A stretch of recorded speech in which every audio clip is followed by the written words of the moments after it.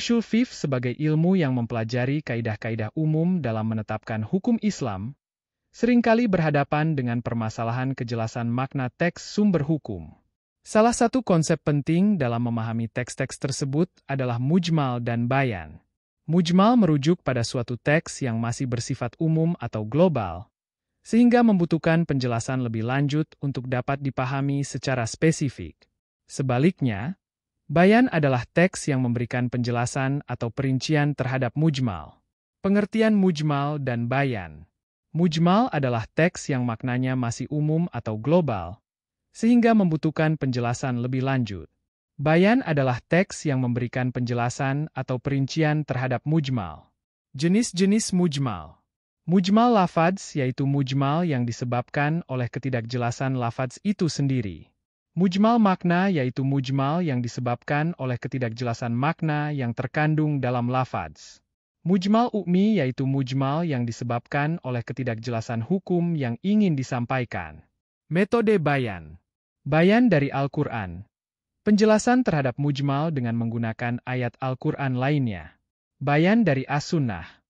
Penjelasan terhadap mujmal dengan menggunakan hadis Nabi. Bayan dari Ijma. Penjelasan terhadap mujmal berdasarkan kesepakatan ulama. Bayan dari Qiyas. Penjelasan terhadap mujmal dengan cara menyamakan suatu kasus dengan kasus lain yang telah jelas hukumnya. Bayan dari Istisn. Penjelasan terhadap mujmal dengan mempertimbangkan maslahat. Beberapa contoh mujmal. Mujmal lafadz. Ayat. Hai orang-orang yang beriman, bertakwalah kepada Allah sebagaimana hendaknya kamu bertakwa kepadanya. Al-Ahzab ayat 38. Mujmal.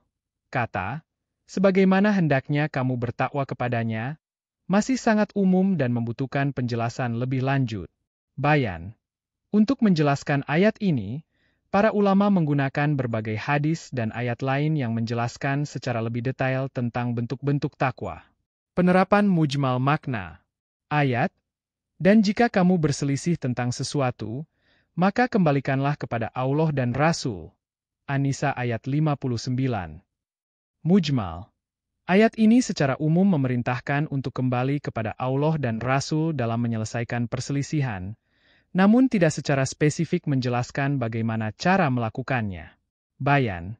Untuk menjelaskan ayat ini, para ulama mengembangkan berbagai metode ijtihad dan qiyas untuk mencari solusi atas perselisihan yang terjadi. Penerapan mujmal hukmi. Hadis. Barang siapa yang sholat subuh berjamaah, maka ia dalam jaminan Allah. Mujmal. Hadis ini memberikan jaminan keselamatan bagi orang yang sholat subuh berjamaah, namun tidak secara spesifik menjelaskan bentuk keselamatan yang dimaksud. Bayan. Para ulama memberikan berbagai penafsiran mengenai bentuk keselamatan yang dimaksud, seperti terhindar dari siksa neraka, mendapatkan pahala yang besar, atau dimudahkan rezekinya. Contoh metode bayan. Bayan dari Al-Quran. Ayat yang menjelaskan tentang kewajiban sholat dijelaskan lebih lanjut dengan ayat lain yang menjelaskan tata cara sholat. Bayan dari As-Sunnah. Hadis yang menjelaskan tentang larangan riba dijelaskan lebih lanjut dengan hadis-hadis lain yang memberikan contoh-contoh perbuatan riba. Bayan dari Ijma. Kesepakatan para ulama tentang hukum waris menjadi bayan bagi ayat-ayat Al-Quran yang mengatur tentang waris. Bayan dari Qiyas. Hukum haramnya memakan bangkai dikiaskan dengan hukum haramnya meminum darah, karena keduanya sama-sama najis. Bayan dari Istisn. Dalam kasus tertentu, seorang hakim dapat memutuskan suatu perkara dengan mempertimbangkan maslahat yang lebih besar, meskipun tidak ada dalil yang secara eksplisit mengatur kasus tersebut. Kesimpulan. Konsep mujmal dan bayan adalah alat yang sangat penting dalam memahami dan mengamalkan ajaran Islam.